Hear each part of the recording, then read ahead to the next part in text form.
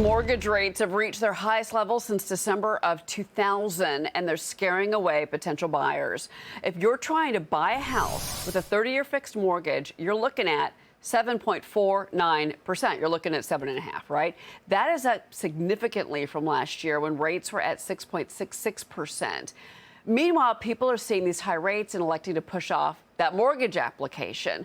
For the week ending on September 29th, applications dropped 6% from the week prior, 22% from the same time last year. So between these rising rates and low supply pushing up prices, is there anything that's going to give here for home buyers and for sellers? Let's bring in on a Fox Biz exclusive Compass agent and founder of the NAR Accountability Project, Jason Haber. Hey, Jason, how are you? It's good to see you. Hey, good to see you. It's been a while. It's been a while. Let's talk about this. I mean, the predictions are already out there for 8%, which seems like that's going to happen based on what the Fed likely is going to do. What is that? What is that going to mean? We're already in this huge slowdown in residential. What's next?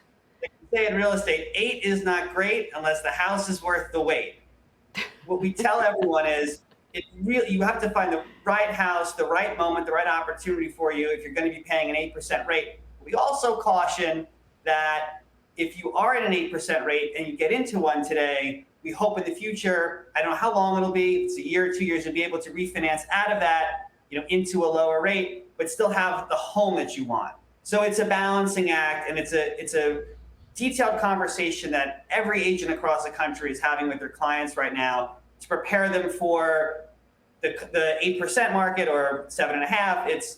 It's much different than it was a year ago, a year and a half ago, and we're going to be here for a little while too. 8% knocks buyers out for sure, but on the flip side, and I always kind of want to throw this out there as an idea, is that, okay, look, if the seller realizes they're not getting interest and they realize they're going to have to lower the price, you may be you're getting a better deal, but you're still going to pay that 8%. And, you kind of know what your affordability is. You know what your monthly, salary is. You know what you've got to spend on a car payment, et cetera. So you have a sense, most buyers do, of what they can afford if they're being realistic. Do you see that happening at all, kind of those deal hunters? Yeah, we're always saying we're in the monthly payment business in real estate. So that's true. It's a yin and yang, right? Like between the higher rate and you get a lower price, or when prices start to soar and interest rates are lower, at the end of the day, what matters is your what your monthly payment is. But for a while, we've gotten buyers used to paying up and paying more for a house. What they haven't done the mental gymnastics yet in is to accept that higher interest rate, which is different than paying the higher purchase price.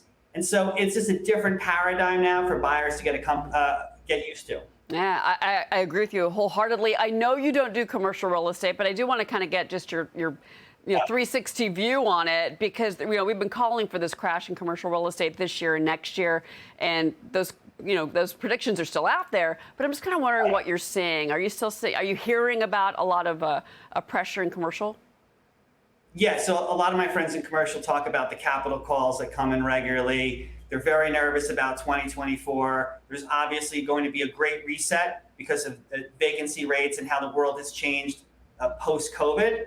And so, listen, very different dynamics, very different fundamentals from the residential market, but something to watch really closely in 2024. Yeah. Real quick before you run, you recently sold a place for $70.5 million here in New York City. The luxury market is your market, of course.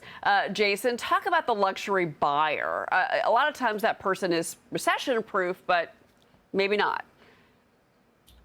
Everyone's going to be a bit cautious. I don't care if it's $70 million or $70,000. A budget's a budget. And I think it's important for everyone. I think everyone today is being budget conscious. And what we try to do is whatever the price is to find value for that buyer in the current market conditions.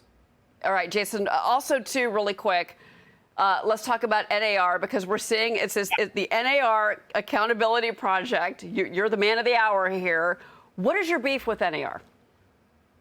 It's not so much a beef, I would say. I would say that they have not addressed properly sexual harassment and a toxic work environment at NAR and at NAR events, and the time for silence is over. There's been amazing reporting on this by Deborah came in at the New York Times. I assume she'll win a Pulitzer for it. Women have spoken up, but change hasn't come in the way it needs to, and we're pressing a 4-point reform plan. You can go to agentsdemandchange.com and learn more. We're not going to stop until our reforms are met and real change is brought to the National Association of Realtors. And you are the members, and Redfin and Remax, you're not alone, to be clear here. So those are major players, major names that are saying that things need to change at NAR. If NAR doesn't have its members, it doesn't have NAR.